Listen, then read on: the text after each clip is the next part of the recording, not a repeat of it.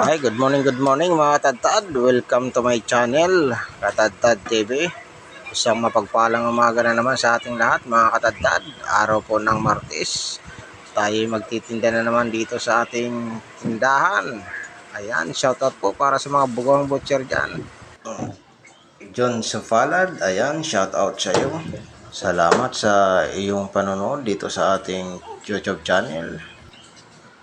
And shoutout din sa Santural family from Roa City. Ayan, shoutout po sa iyo and thank you po sa ating mga bagong subscriber ngayong araw nito. Ayan, isang mapagpalang umaga sa ating lahat. Ngayon araw ng Martes, tayo na naman magkakalas ng ating paninang baboy sa araw na ito mga katadtad. Ayan, panoorin nyo na naman ako at samahan nyo na naman ako sa araw na ito. Tayo ay magtitinda na naman ng ating panindang baboy mga katadtad. Sa nakikita nyo mga katadtad ay napakalaki na naman ang ating baboy na ititinda ngayon sa araw na ito.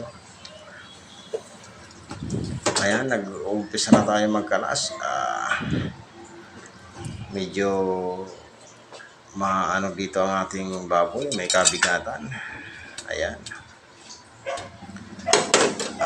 Tulad pa rin ng dati mga katadtad, tayo magkakalas pa rin ng ating paninda sa araw na ito.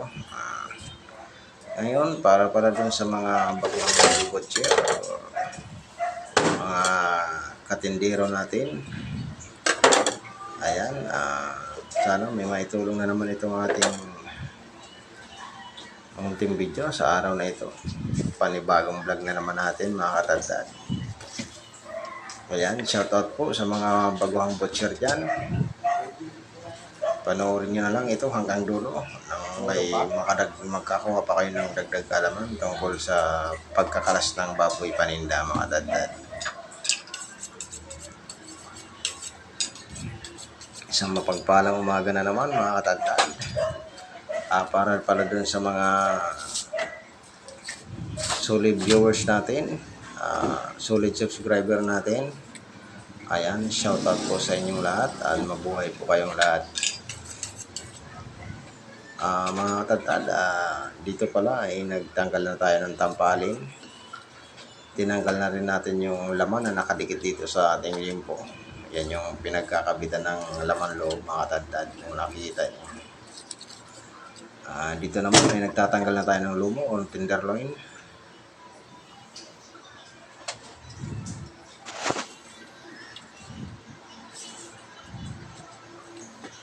Ayan, pinag-iwalayan natin ang legs dito at saka yung ating limpo.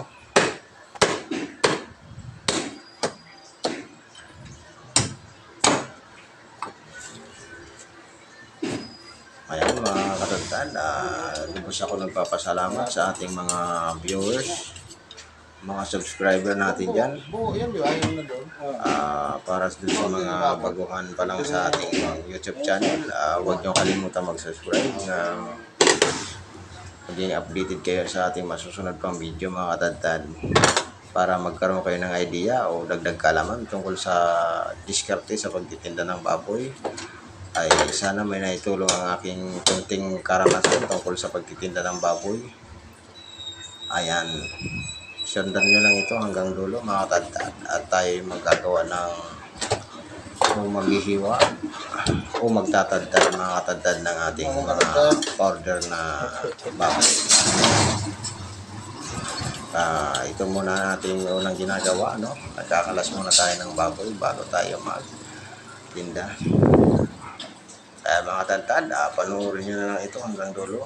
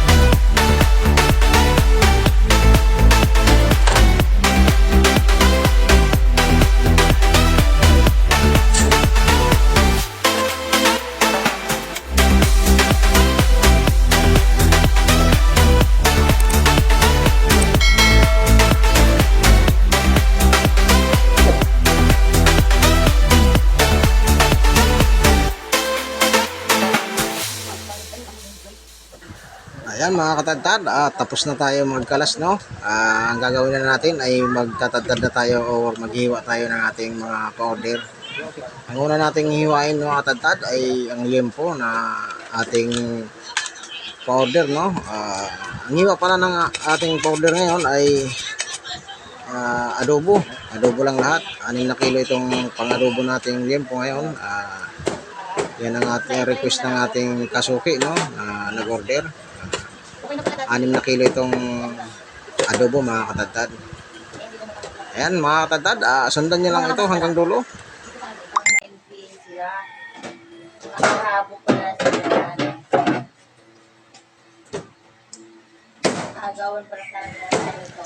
Dito pala mga katadtad, no? Sumablay pala yung ating unang timbang ng liempo. May order kasi sa atin na 2 kilo.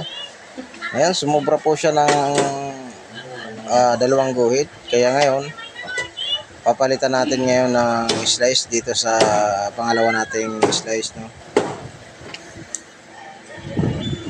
Ayan mga katadtad, dito na naman mga katadtad ay sumobra na naman siya ng 1.5 grams, no?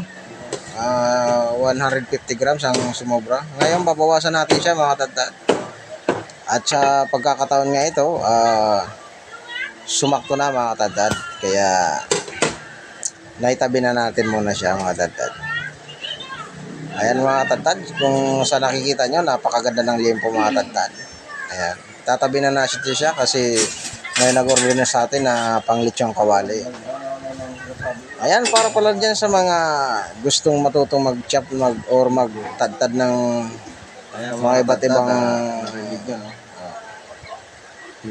klase ng hiway, no? Katulad ng minudo, adobo, medyo higado. Ayan. Mga katadtad, magkape muna pala tayo mga katadtad. Ayan. Medyo mapaaga po ang kape natin yun.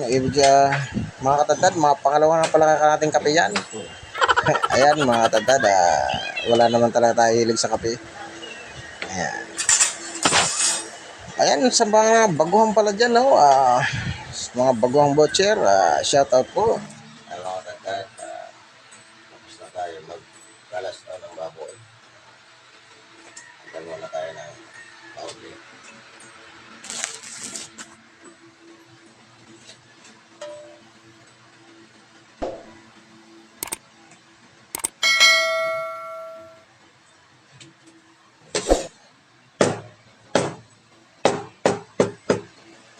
Ayaw, di ba? Ayan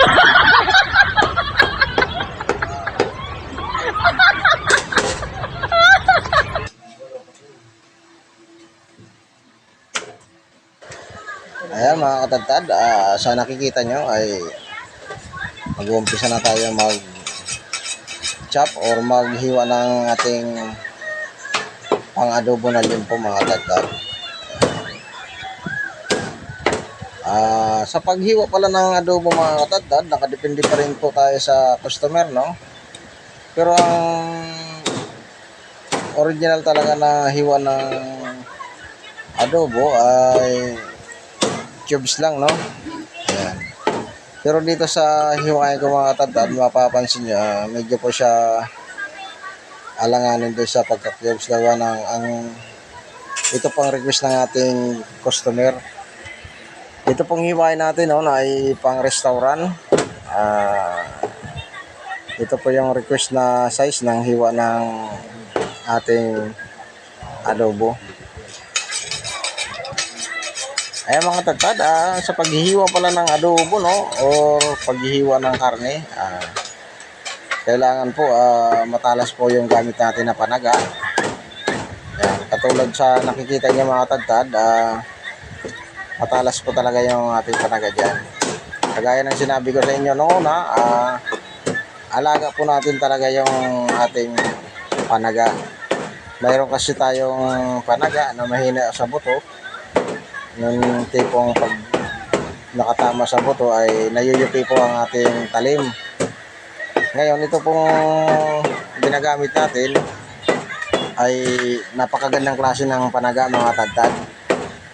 Ito po yung bagong bili natin na panaga. Kaya sinusubok na natin sa ating mga hinihiwain, no? Sinubok na rin natin siya sa ulo, pang chop-chop sa ulo.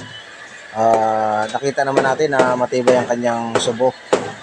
Ayan, nasa subo pa rin ho yan mga katadtad kung titingnan nyo. Kaya sa nakikita nyo mga katadtad ay napakaganda po ng daan ng ating panaga. Talagang kumbaga sa ay masipag yung ating panaga mga katadtad.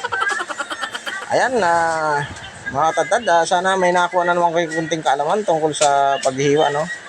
Ayan, sundan nyo lang ito hanggang dulo at tayo nagpapasalamat sa inyong walang sawang suporta dito sa ating YouTube channel. Ayan, para po dahil sa mga baguhang butcher, no? Sana po may naituloy itong aking video. Ayan, salamat po and shout out po sa inyong lahat at mabuhay po kayong lahat mga katadtad. Ayan, God bless po.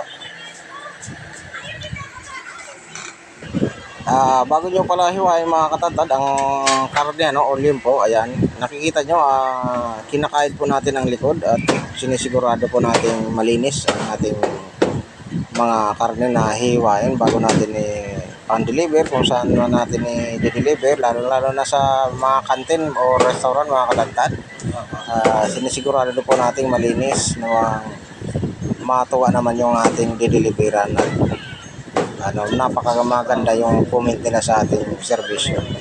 Ay mga katadtad, para pala sa dun sa mga baguhan, kailangan po siguraduhin natin maayos ang servisyo pala natin sa ating mga customer. Ayan. Kasi mas kung kailangan nila yung ating paninda, mas kailangan din natin sila mga katadtad. Ayan. Yan lang mga katadtad ang masasabi ko ay masishare ko sa inyo para sa aking experience, sa mga naging experience ko dito sa pagtitinda ng baboy o karne. Yun ang aking nakitang magandang imahe sa pagtitinda ng kailangan maging maayos ang pakikisama mo sa ating customer, lalo na din sa mga araw-araw na namimili or sa mga suki na nating kahit saan tayo pumunta ay sinusundan pa rin tayo nila mga katadtad para din sa ating napakagandang serbisyo para sa kanila mga katadtad. Ay mga katadtad, sa experience ko pala sa ating pagtitinda,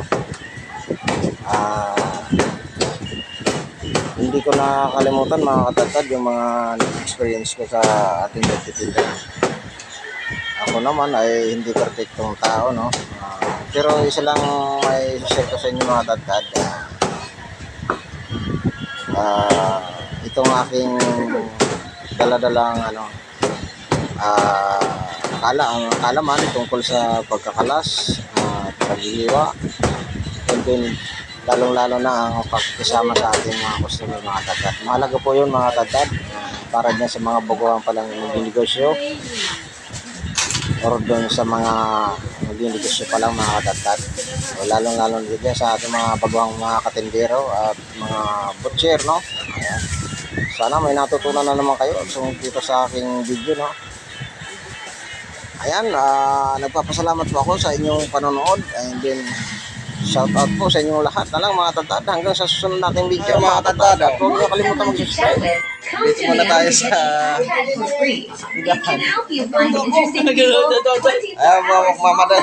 magluluto pa raw si boss. Ayan, shout out. Okay, papasok tayo sa tindahan. Ayan mga katadtad, bibigyan muna natin si ating kasuki. Ayan, Katadtad TV lang tayo, bossing. Yan ang YouTube channel natin, Katadtad TV. Yan, isang daan lang, Doy. Limpo. Limpo, okay. Anong kagawin? Sinigang? Hindi, ito lang. Okay. Smooth lang ang hiwa niya pag limpo. Parang sinukat sa labang talaga na, bossing. Antayin mo. Yan ang mga bitaw, Yan ang mga bitaw. Ng mga batches talaga. Okay, thank you very much, bossing. Ayan. Ayan mga katadtad, good morning na naman ho. Sa mapagpalang umaga na naman sa ating lahat. Welcome to my channel, Katadtad TV. Yan. Ngayon mga katadtad, samahan niyo naman ako magtinda ngayong araw ng Martes.